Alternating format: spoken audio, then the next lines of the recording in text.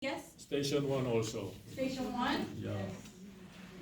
Reading station, the headline poetry. Read a short passage, highlight or select key words, rearrange those words into a short poem, and share the poem.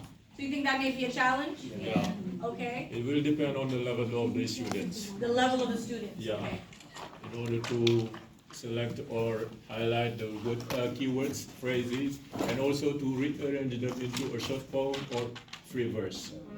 That will depend on the students, Yeah. the level of the students. And in my experience, I found that poetry is sometimes hard for our language learners to really understand because it's so open.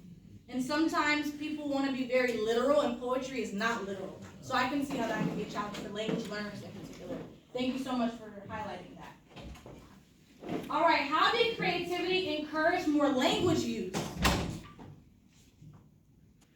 How did creativity encourage more language use?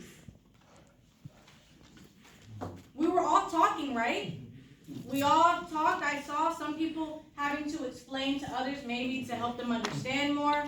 Everything was communication, right? So we're practicing as we're doing these activities, just as we're doing them. It's ingrained activity. Yes? I also was just thinking, because this week, as I speak a lot more French than I have in a long time, it's helpful to, I can see how I'm speaking more French and practicing more when I think creatively, because usually I think, oh, I don't know how to say that, or I forget that word, so I'll just be quiet and not say anything. But then if I challenge myself to think, well, you know some French, try and think of it a different way, then you're using more, at least you're still speaking instead of shutting down, Yeah, like how can I say this in a different way? Yeah. Perfect. All right, so low-tech class, chalkboards instead of tech. Replace photos or audios with local stories, songs, or objects, which we saw with the warm-up. Encourage students to design their own mini cards. And we can use gallery walks or pair shares to showcase that work, which is something you all did at your tables. So this is something you can definitely do with low tech. This is the QR code for the, if anybody wants to quickly scan the QR code to get the link for these cards. Although you may not need the QR code very soon, but yes. Give me the box. This is their promo. This is like the ad. No, it's right here. Oh, this one, sorry. These cards.